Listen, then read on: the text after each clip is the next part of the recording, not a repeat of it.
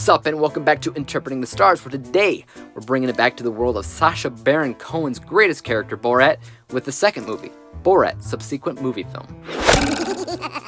So I saw this movie last night immediately after watching the first film for the second time in my life. I couldn't help it. I had to see what other misadventures Borat would find himself in this time, and how it would even work in the world today. It's time to find out if you should be hopeful for this film, or a Cassandra. Let's get cracking. This review was brought to you by the word of the day, Cassandra, one that predicts misfortune or disaster. Borat's subsequent movie film follows Borat once more as he travels to America to present Mike Pence with a gift so that Kazakhstan can be in Trump's good graces. The first documentary turned Kazakhstan into a laughingstock. After his daughter ate the monkey that Borat would be giving to Mike Pence, he came up with a new plan: sell his daughter to Mike Pence instead. Oh my lord, what a movie.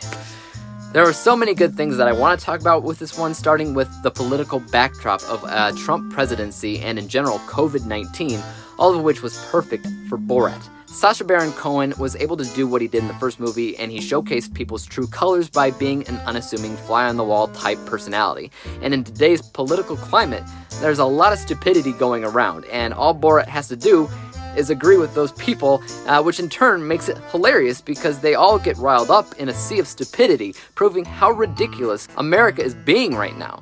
I honestly think that he flipped the coin a bit. The first film made Kazakhstan look more stupid than America because it's a fish out of water theme going on. He got a lot of great reactions in the first movie from other people, but in this one, he made America look dumber than Kazakhstan, and I like that dynamic because people can't tell that they're being trolled by the master of all trolls, Sacha Baron Cohen. But in general, I think this film isn't as good as the first for one main reason.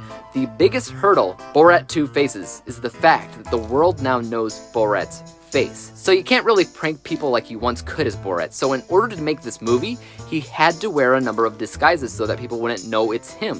When he did that, it stopped feeling so much like Borat and started feeling a whole heck of a lot more like a variety sketch show with a number of random gags instead. No more of that nice stuff. No more of his iconic suit and mustache. Heck, half of the time he's trying to do different accents in order to blend in.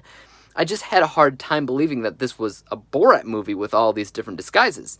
The first movie also felt like a number of random gags, but Borat as a character acted as the common denominator or glue. He connected everything together in order to somewhat feel like a normal plot. But when you have a number of gags like this and you're changing your appearance all the time, it stops feeling so much like a movie. Another problem that I had with this film was Borat's daughter, who I guess you can say replaced Azamat in a way. She was annoying. They all are, but she was annoying in a way that I had a hard time believing that she was an actual character and not just an actress being silly. I don't know. Let's take a look at my final score for a second. Speaking about my unbiased technical score, in general, this movie is not as good as the first. I think the story is better than the first, though, technically speaking. I think the political backdrop is perfect for a character like Borat. I think some of the things that they're able to procure in this film regarding certain political figures is insanely bold and nuts, and a lot stronger than anything the first film did.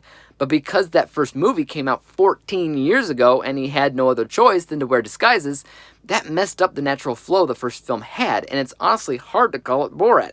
My technical score is exactly the same as the first at 70%, but when it comes down to my bias score, I gotta say, the fact that it feels more like a variety sketch show hurt the movie. I mean, it's still crazy, it's still funny, I still laughed, it's just not as good. So that score is 80%, averaging everything out to a final rating of 75%, 75 out of 100 possible stars, or a C-letter grade. So in general, I like the movie. I think it did a pretty good job, specifically when it came down to showcasing how ridiculous America is being right now, and it does some surprisingly crazy things, especially towards the end. I keep thinking about how great the movie would have been if it were the first Borat film, and he didn't need to disguise himself.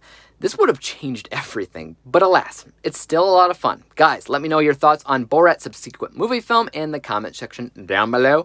Do you think that they did themselves a disservice by turning everything so political? Do you think it's actually better, or somewhere in between? As for YouTube, you guys know what to do. Hit the thumbs up button if you enjoyed this review, because there's always more like it coming out each and every single day. Hit the subscribe button and bell to be notified when I come out with my next review. And until then, peace out! Dave examines movies we just watch for fun. Davey is the expert. He is the #1 critic that I go to when I need a movie pick. Thanks for joining up with us. We think you're pretty.